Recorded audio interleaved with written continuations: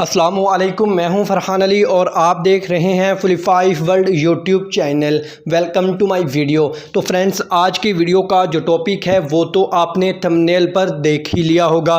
तो फ्रेंड्स, आज हम इस वीडियो में आपको ये बताएंगे कि हमारे वीडियोकॉन कंपनी के एयर कंडीशनर के इंडोर की डिस्प्ले पर बहुत ज़्यादा देखा जाने वाला कॉमन एरर कोड E8 जो एरर कोड है ये हमारे वीडियोकॉन कंपनी के एयर कंडीशनर के इंडोर की डिस्प्ले पर किन पार्ट्स के या ख़राब होने की सूरत में शो होता है। तो फ्रेंड्स, आज की वीडियो छोटी सी ज़रूर है मगर बहुत ही इंटरेस्टिंग होने वाली है। तो फ्रेंड्स, वीडियो को लास्ट तक वॉच करना और इसे कहीं से भी स्किप मत करना ताकि आपको इसकी सही से और अच्छे से समझ जो है वो आ सके।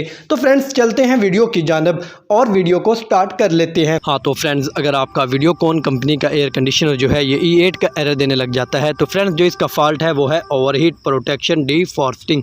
तो फ्रेंड्स, इसका मतलब ये है कि हमारा जो एयर कंडीशनर है इसका जो आउटडोर यूनिट होता है वो हमने किसी ऐसी बंद जगह पर लगवा दिया जहां पर हवा का इखराज ना हो, यानी कि कोई बंद जगह हो। तो फ्रेंड्स, जहां पर हमारे आउटडोर की जो हीट है वो निकलने की बजाय वहीं पर जमा होती रहे। तो फ्रेंड्स, इस तरह जो हमारा एयर कंडीशनर के इर्द गिर्द का टेम्परेचर है वो काफ़ी बढ़ जाता है। तो फ्रेंड्स, इस सूरत में हमारा जो आउटडोर यूनिट होता है ये हीट अप होकर बंद हो जाता है।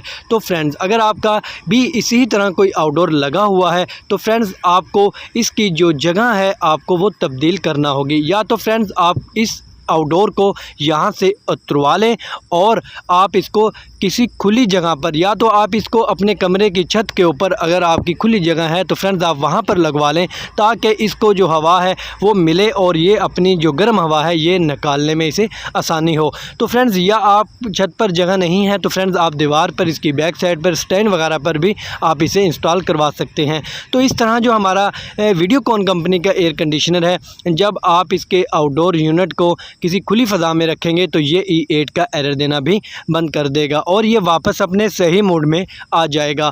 तो फ्रेंड्स, ये जो एरर है ये हमारा हीट अप होने की वजह से ही आता है। तो फ्रेंड्स, इस तरह हमारा जो एयर कंडीशनर है ये वापस अपने सही मोड में आ जाएगा और ये अच्छे से जो वर्किंग है वो करने लगेगा।